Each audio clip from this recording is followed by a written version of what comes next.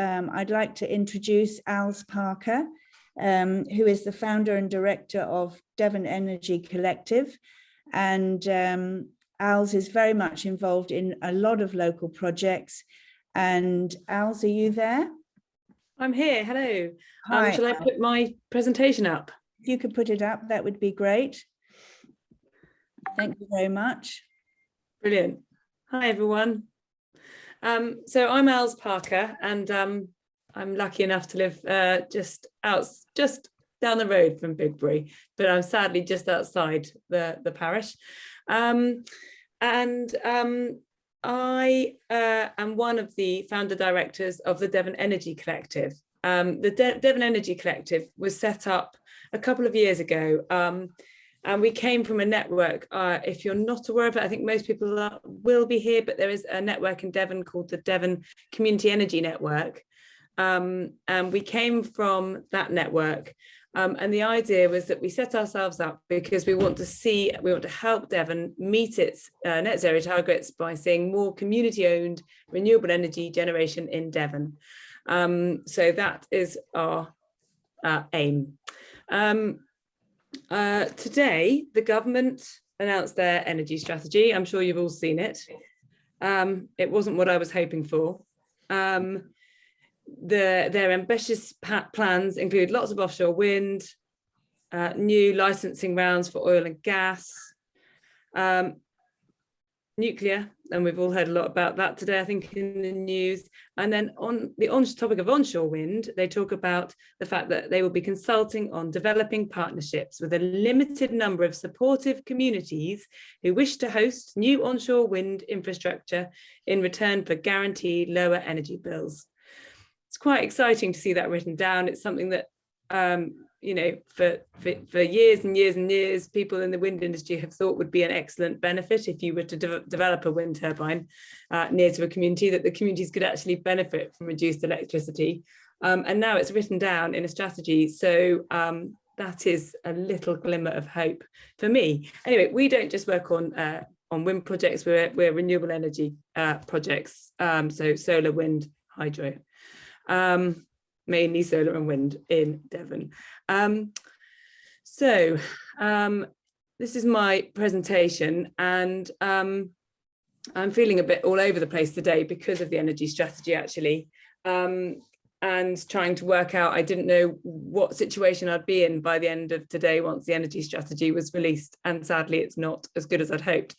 But the most important thing in my view, in our view, for renewable energy is that we make sure that any renewable energy generation in Devon is community owned, so that local communities can actually build it, own it, benefit from it.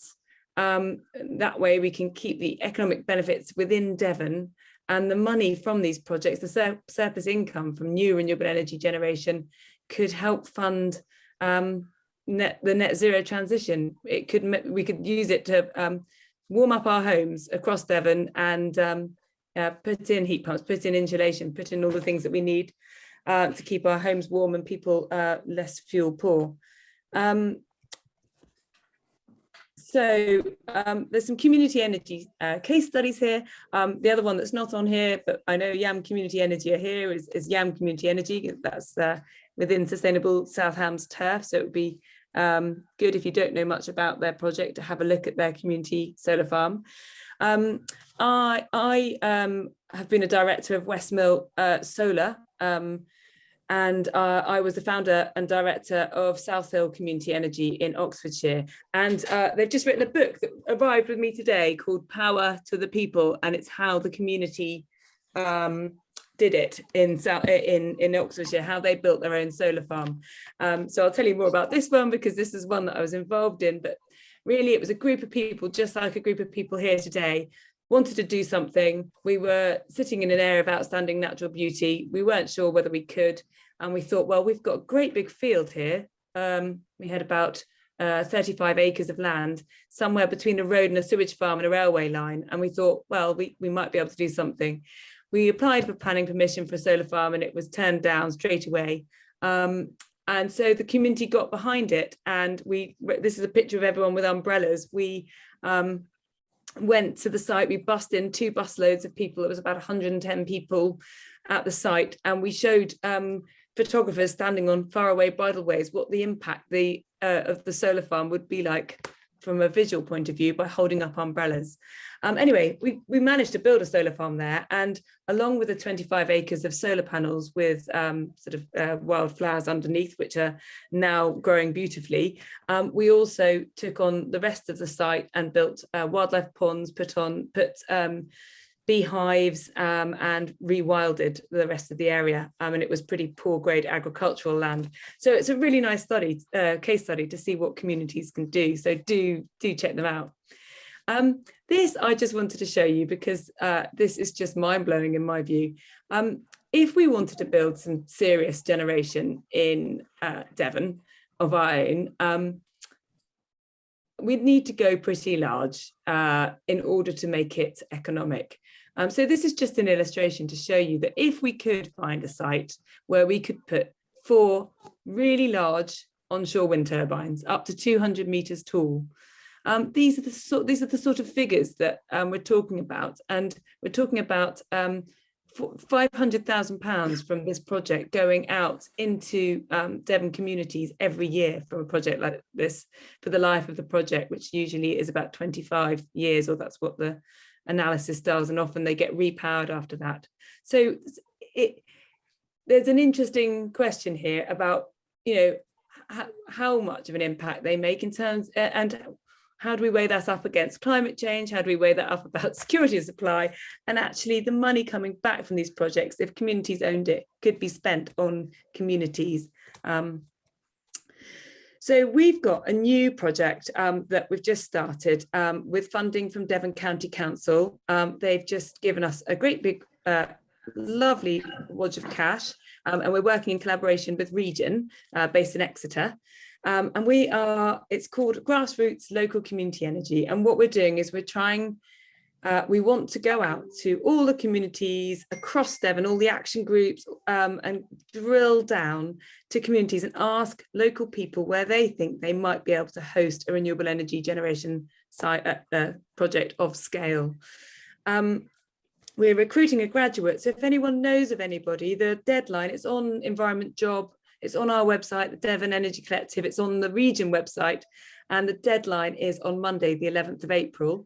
We're hoping a graduate will start with us on the 1st of July, and they will be running this project with support from Devon Energy Collective, from me and from ReGen. We want to get a great big list together of potential generation sites across Devon. Some of these will not be practical because we won't be able to connect them to the grid, but some of these will be practical, and some of these we can take to Western Power Distribution and say, look at these projects, can you help us get these connected in the future?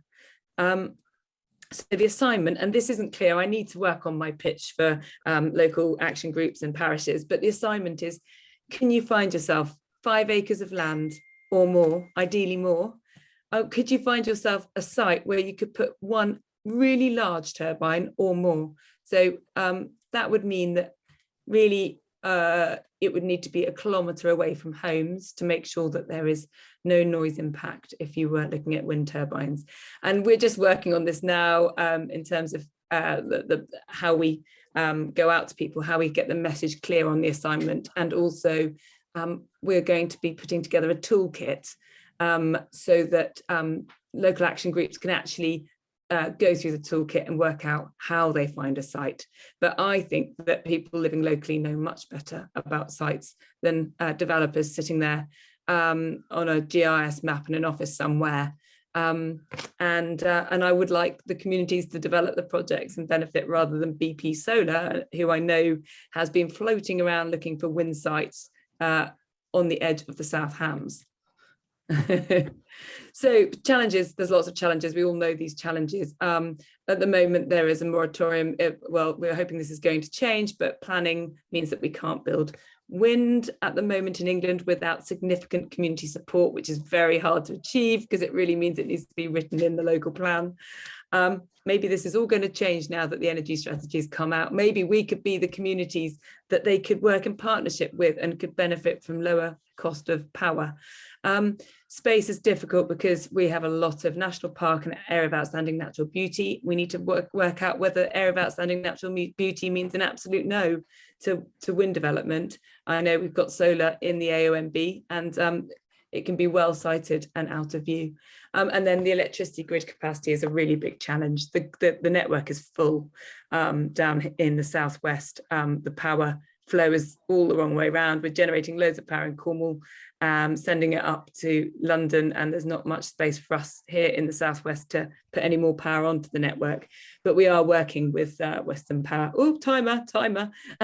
Thank you, Jane. But what it could mean, so this is just me pulling together and just making it up. If 80 parishes came up with a 10-acre solar farm, and 20 parishes came up with a wind project, just one single big turbine, that would be enough to power 15% of Devon's households. And it would create jobs, reduce carbon, and make significant income to spend in Devon. I love this logo that somebody did for me the other day. It could be, but I love the saying, build it, own it, benefit. That's what I feel is really important. And this is a figure that I gave everybody the other day at the Bur Island conference. Apparently in Devon, the population of Devon has £10 billion worth of capital in ISAs. These could be reinvested in local energy, and benefits from these projects could be retained in Devon. So we could find some projects. So a couple of things to say in my last 30 seconds. One is, if you want to get involved, if you want to lead in your parishes or in your action groups, please send me an email, and I might hold on to it for a bit while we're recruiting our graduate, but we really need networks and contacts, and we're just about to start stakeholder mapping the whole of Devon. So it's great to be here and living in South Hams and part of this group. If you know of a graduate, we really need a great graduate to join who's really good at comms, but also is technically minded and knows about GIS, and ideally has a sort of engineering or renewable energy background. So yes, and please just get in touch if you've got any ideas. Thank you very much indeed, Al. We're lucky to have you, and we will really keep in touch on this.